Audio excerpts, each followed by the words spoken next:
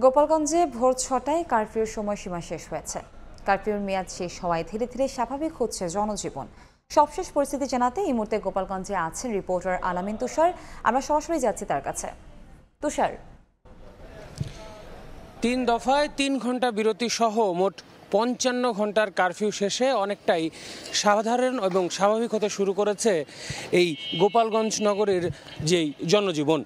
আমরা গোপালগঞ্জ নগরীতে সকাল থেকেই, যেহেতু ৬টা থেকে আজ এই শেষ হয়ে গেছে কারফিউ, সেই জায়গা থেকে যদি বলি, সকাল থেকে আমরা যে জনজীবন যে স্বাভাবিক হচ্ছে সে আজ কিন্তু পেয়েছি। আমরা যেখানে সকাল সকাল আগে আমরা এই কয়েকদিন দেখেছি যে শুধু ভ্যান অটোরিকশা ছাড়া কিছুই দেখা যেত না, আজ কিন্তু আমরা মাহিন্দ্রা নামের যে বাহনগুলো আসলে গণপরিবহন হিসেবে এই এলাকায় ব্যবহার করা হয় তা সেগুলো আসলে ব্যবহার করা হচ্ছে।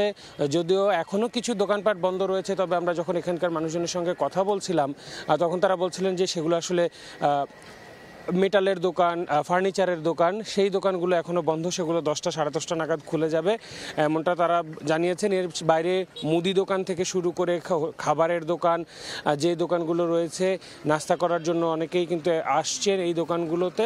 ফলের যে দোকানগুলো রয়েছে সেই দোকানগুলোকে আমরা দেখছি এবং সাধারণ মানুষের আনাগোনা ঠিক যেমনটা আমরা 16 তারিখে যখন এনসিপির কর্মসূচিকে কেন্দ্র করে সকালে আমরা যখন এখানে আসি, গোপালগঞ্জে আসি, তখন যে পরিস্থিতি দেখেছিলাম ঠিক অনেকটা সেরকম পরিস্থিতি, অর্থাৎ পরিস্থিতি যে প্রায় স্বাভাবিক হতে চলেছে সেটা কিন্তু বলাই যাচ্ছে।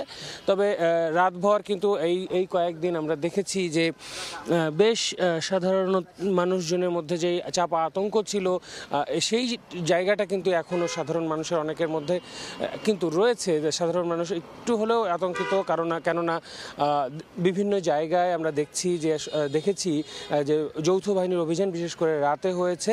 তো গেল রাতের অভিযানের খবর কিন্তু আমরা এখনো পর্যন্ত পাইনি। তবে দর্শক, আপনারা নিশ্চয়ই জানেন যে প্রায় 850 মানুষের নাম উল্লেখ, অজ্ঞাতনামা সহ প্রায় 149 জনের নাম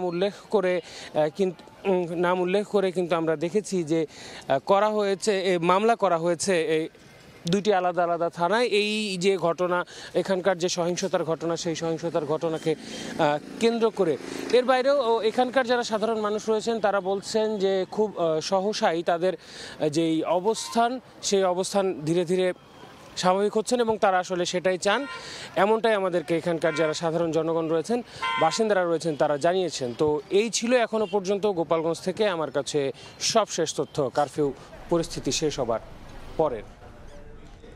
গোপালগঞ্জে কারফিউর মেয়াদ শেষ হওয়ায় ধীরে ধীরে স্বাভাবিক হচ্ছে জনজীবন, সেই খবরে জানাচ্ছিলেন আমাদের সহকর্মী আলামিন তুষার।